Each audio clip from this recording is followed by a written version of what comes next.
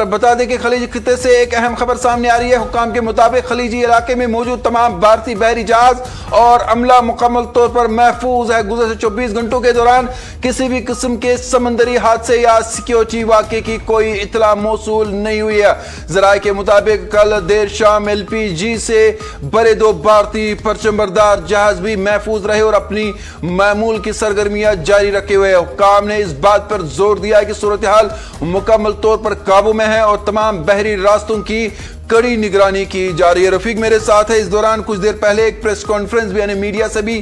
بات کی گئی اور کہا گیا کہ جو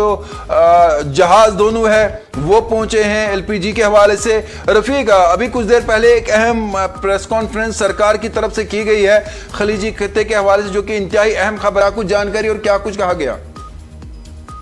بالکل طارق، آپ کو بتا دیں کہ جس طرح سے کچھ دیر پہلے ایک پریس کانفرنس کی گئی ہے اور بتا دیں آپ کو کہ ان کا کہنا ہے کہ خلیجی علاقے میں موجود تمام بھارتی جو بحری جہاز ہے اور ان کا عملہ جو ہے پورا سٹاف جو ہے وہ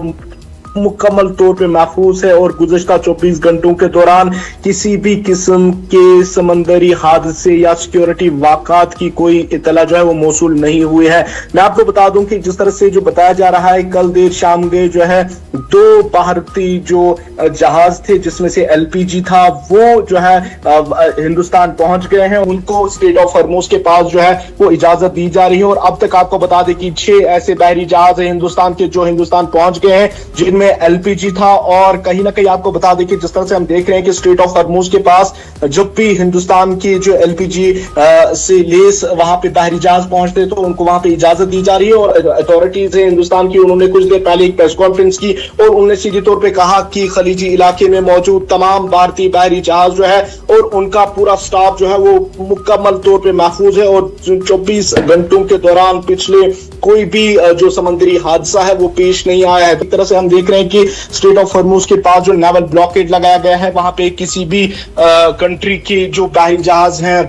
جو کارگو شپس ہیں ان کو وہاں سے آگے جانے کی اجازت نہیں مل رہی ہے۔ لیکن ہم دیکھ رہے ہیں کہ کس طریقے سے پچھلے 2 ہفتے کے دوران ہندوستان کے کئی جو بحری جہاز تھے جن میں LPG جو ہے وہ تھا اور وہ LPG لے کے جو ہے وہ ہندوستان بھی پہنچ گئے ہیں۔ لیکن دوسری اور ہم دیکھ رہے ہیں کہ ایشیا کے کئی ایسے ممالک ہیں جہاں پہ LPG سپلائی جو ہے وہ کہیں نہ کہیں پہنچنا بند ہو گئی ہے، وہ متاثر ہو رہی ہے اور کروڈ آئل کی جو سپلائی ہے وہ بھی کہیں نہ کہیں متاثر ہو رہی ہے۔ اور میں آپ کو یہاں پہ بتا دوں کہ جس طرح سے آپ جانتے ہیں کہ آبنائے ہرموز ایک سینسیٹیو روٹ ہے جہاں سے نہ صرف کروڈ آئل یعنی کہ خام تیل کے ساتھ ساتھ آپ کو بتا دیں کہ کئی فرٹیلائزر، کیمیکلز اور جو باقی LPG وغیرہ جو ہے وہ وہاں سے ٹرانسپورٹ ہو کے آگے آتا تھا۔ لیکن پچھلے 25 دنوں سے لگاتار جو وہاں پہ نیول بلاکیڈ لگایا گیا ہے اس کی وجہ سے ہم لگاتار دیکھ رہے ہیں کہ جو کئی کنٹریز ہیں میجر کنٹریز وہ متاثر ہو رہی ہے اور اب کہیں نہ کہیں جس طرح سے اب ایک کنٹری جو ہے وہ جو انرجی ایمرجنسی جو ہے وہ نافذ کر رہی ہے اور کہیں نہ کہیں وہ جانتی ہے کہ اگر یہ جنگ اسی طریقے سے چلتی رہی تو آنے والے وقت میں